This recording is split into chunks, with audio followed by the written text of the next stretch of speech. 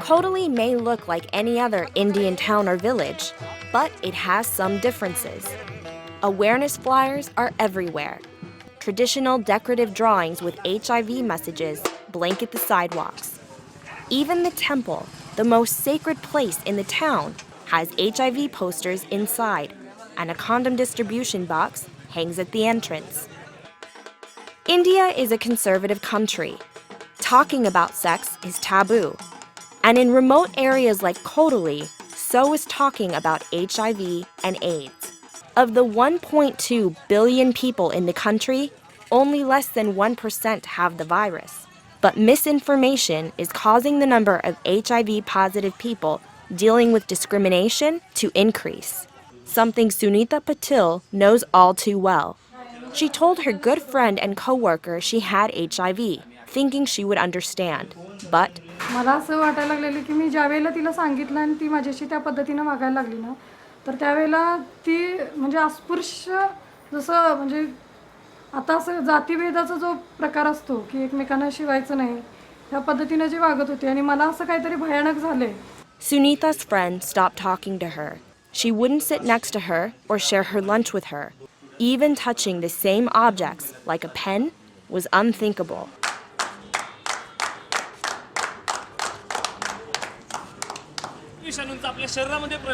It's because of instances like Sunita's that a group of young social work students from a local college decided to take a stand. They come to Kotali twice a week. They hand out flyers at bus stops, perform plays on street corners, and go door to door, encouraging women to talk about HIV. Sharmila is one of those students. Her work has special meaning for her because 2 of her uncles died from AIDS. My family faced this problem, so it is my primary duty to help my community or my society also. But convincing her parents to allow her to work in the field of HIV wasn't easy. When I speak in my family, that time my father looked like this and he said, what you say, are you on a normal mood?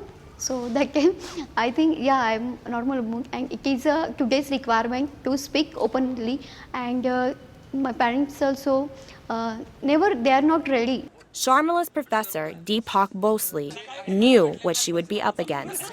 The women are not given the much scope to work with such kind of the setup or such a sector. And so when some female students, they talked in the home, we want to just work on the HIVs.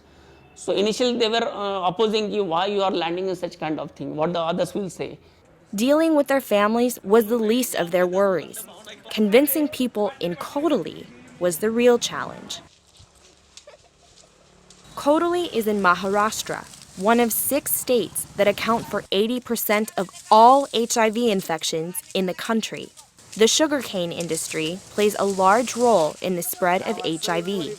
Villages are pit stops for truckers transporting sugarcane, leading to more casual sex and more HIV infections.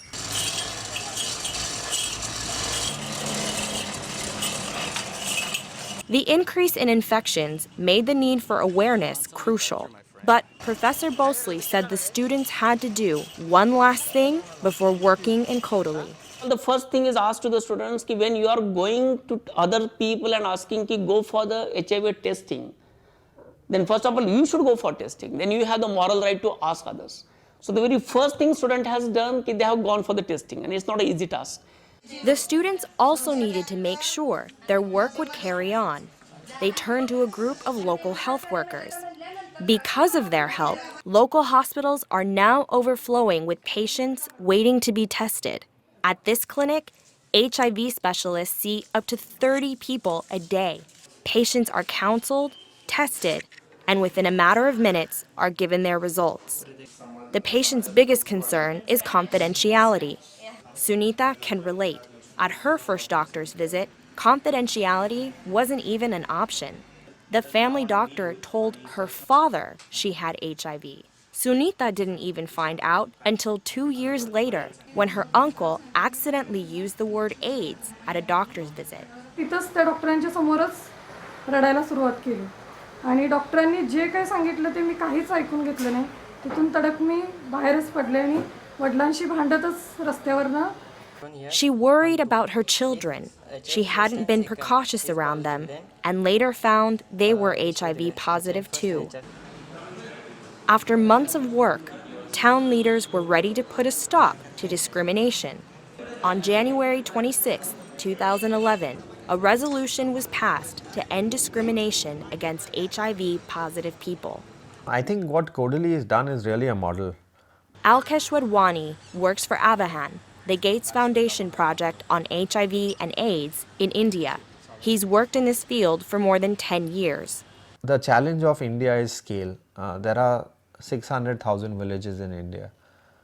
So I think the challenge is to make this model work, to spread this model, which is a challenge which is very tough, but it's of course is doable. Much will depend on training young, open-minded social workers like the students from Cyber College. Even the students do not get satisfied what they have done. Always we count it is only the 1% of their work. Still lot many the field is left, the battle is still left. But always we feel it is just starting point. Kodali is a success story. The town has become a beacon of hope in the world of HIV and AIDS. But it's still unclear if the students' work will be a model for all of India.